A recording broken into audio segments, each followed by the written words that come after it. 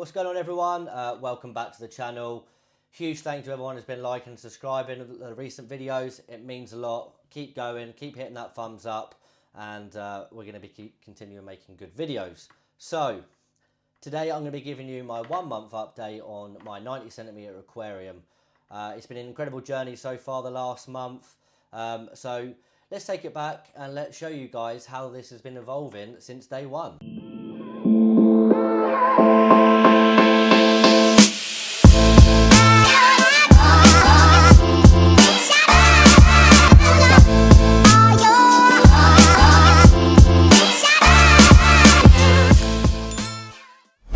So as you guys know from the previous build video, I didn't really have a kind of a plan for this aquarium. I really thought about just using a lot of hardscape. As you can tell, I've used a lot of wood heavy inside this aquarium, and I think that really does help me a lot to achieve my goal of creating a sort of a forest style aquascape.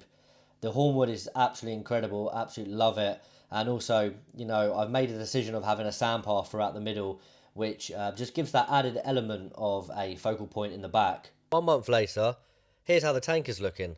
I mean, the transformation has been incredible. I just can't believe how much this tank has grown in the last month. So let's take a closer look at some of the highlights. HC, Helminthius Cuba, if that's how you pronounce it, I'm not too sure. But please forgive my Latin, it's not the best. So this plant here, it's always been a struggle for me to grow this. I mean, I've tried using it in aqua soil and also as a carpeting plant, but it's just struggled every single time. You know, I'm led to believe it's meant to be quite a finicky plant, but here growing inside the aquarium as an epiphyte plant, it's just thriving. It just looks absolutely incredible. So I'm so happy, I'm so pleased that it's managed to sort of have that look of drooping down the wood, which I really initially wanted to happen, and it's done it straight away. So I'm very, very happy with this. Another plant that's, you know, really kind of exceeded my expectations is the Myriophyllum Guyana. So Myriophyllum Guyana is actually a stem plant. It's actually in the medium, I think, or advanced category of Tropica. I've actually struggled with this previously as well, just like the HC, but for some reason it's doing so good. Obviously the Tropica soil and also the 2-hour Aquaris root tabs that I've got in the soil is probably helping quite a bit.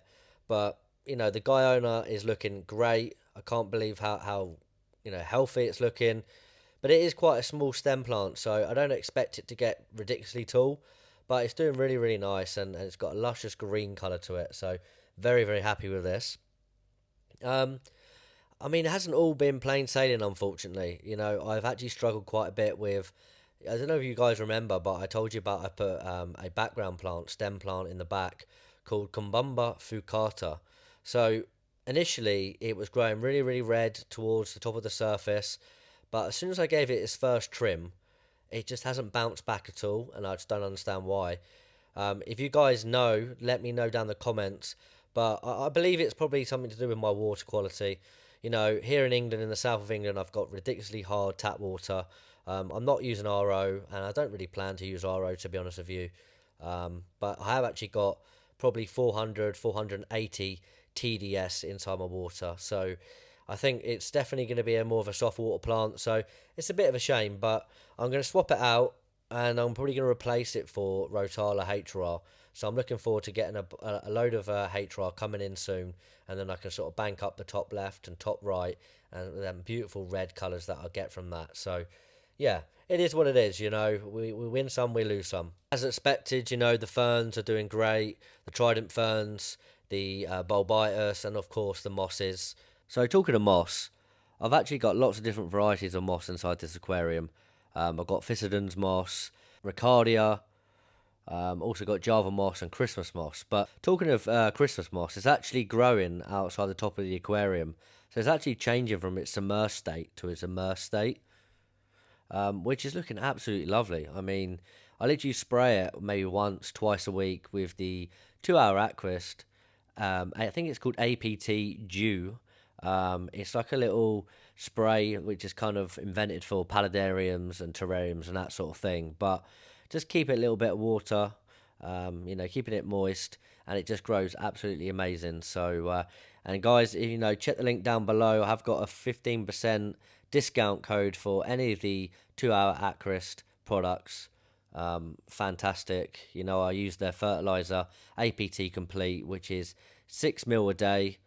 And it's just outstanding. You know, I've never seen results like it before since using this fertilizer. So I'm a big fan of 2Hour Aquaris. Shout out Dennis Wong. He's a great guy, very knowledgeable website as well. I always tell people check the website out because there's so many good information on there about, you know, any algae issues you guys may have or just general plant queries. It's just fantastic. But 2Hour Aquarist, APT Complete, 6 ml a day, and the tank is looking thriving. Another really important aspect for the last month has been monitoring and making sure that my lighting intensity is not too strong in the initial stages. You know, many people make this mistake of setting up an aquarium and running their lights for sort of 8 to 12 hours per day. So I've been running the Skylight HyperSpot, which is an incredible light. Absolutely love it. You know, the videos and the pictures do it justice. You know, this is how good this light is. It really is a fantastic light. But I've been running the light around 6 hours per day, maybe around 50-60% max. But we're now at sort of the 4th week where I'm almost probably at about 80-85% at peak time. So I have a ramp up stage. So what that means is my lights come on like maybe 15-20% intensity for the first hour, and then they ramp up to sort of a peak around the 50-60 mark, and then they go up a little bit more to about 80, and then they start coming down after about 8 hours. But that's where I'm at the moment. But in the initial stages, keeping it at 6 hours was very important for me, especially to, you know, avoid that initial start-up algae. So this is actually my CO2 system. It's a great bit of kit, to be honest with you. It's from a CO2 Art. It's the Pro Regulator Series SE, I believe. But yeah, it's a fantastic little bit of kit. I guess majority of people that get into the hobby, you know, really are kind of a bit scared and a bit daunted by the idea of getting into CO2 and high-tech aquariums. But honestly, until you do it and you understand, you know, how much more beneficial it is for your aquarium to be running CO2, it's just optimal plant health and growth conditions. But in terms of how I run my CO2, I've used a drop checker to sort of make sure that I get that sort of pH drop by maybe 1. But I don't really focus on it too much, you know. Sometimes I sort of take the drop checker out once I kind of know what kind of optimal level I'm at. But yeah, it's a good little bit of kit, and it's actually going through the inline diffuser through my Awase Biomaster 600 filter. I was considering having another filter, but it's doing all right, you know, it's doing pretty well. So yeah, don't be afraid to use it, guys. CO2 is definitely the way to go for, you know, optimal plant health. So give it a go. So water changes and maintenance. Guys, I cannot stress enough how important doing water changes are on your aquarium. Listen, I know there's a lot of people that have different opinions of it, but, you know, when you're running a high-tech aquarium like mine, when you've got, you know, strong lighting, heavy hardscape, 19 litres of soil, you know, it's very important to do a lot of water changes in the initial startup stages, especially the first 2 weeks. Because, you know, look at it now, it's absolutely thriving, plants are healthy, fish are happy, CO2 levels are perfect, and I'm just, you know, so happy that I managed to sort of get through them first 2 weeks. But we did hit some diatoms, you know, so we did a bit of a dark start, but we did hit the diatoms. So yeah, I mean, water changes are very important. So I will continue doing my weekly water change. Unfortunately, I haven't got any photos or videos or any sort of images that I can relay over of the diatoms. I guess when you have diatoms, the last thing you really want to do is be taking videos of it. But I can promise you now, I got them, and my cleanup crew with the shrimp and the amanos, the snails, the otocinclus, they took care of it within a couple of days. So, you know, it's all about having a good regular maintenance session and a good regime of how you do things. And yeah, I'm a strong believer in it. So, guys, water change, very important. Good maintenance session, and I promise you, your aquarium will be thriving. So, in the last month, I've kind of been thinking about, you know, what kind of fish to add inside the aquarium. But I'm so glad I added the rasboras. These are called the glow light rasboras. Don't ask me to pronounce the Latin name again. But they are colouring up so amazing. I mean, the orange is incredible. Looking so good underneath this Skylight HyperSpot. Really, really happy with the choice that I made.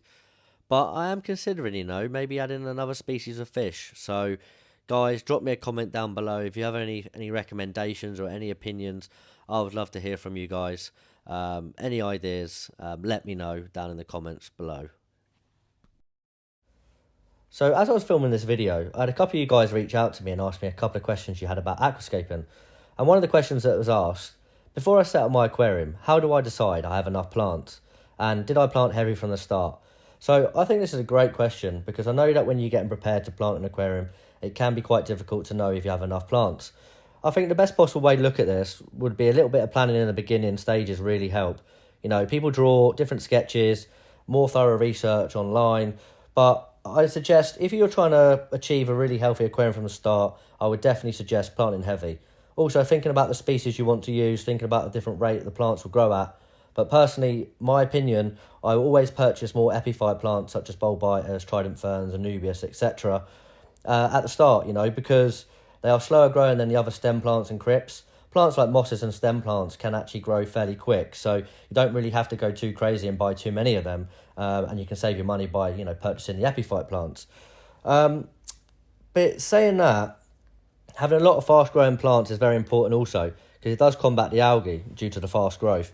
So I guess it does come down to the budget and perspective, really what you want to achieve with your aquarium. But in my opinion, purchase what you can afford and do the best to plant heavy from the start. So that's it for the 1 month update on my 90cm planted aquarium. Hope you guys have enjoyed seeing the progression and learning about the different challenges and some of the solutions that I've managed to overcome these along the journey over the last month. But if you have any questions about the setup or you want me to share any more tips about aquascaping, drop me a comment down below. Don't forget to like the video, subscribe to the channel for more updates and hit the bell icon so you don't miss the future content. Thanks for watching and Merry Christmas, and I'll see you guys in the new year.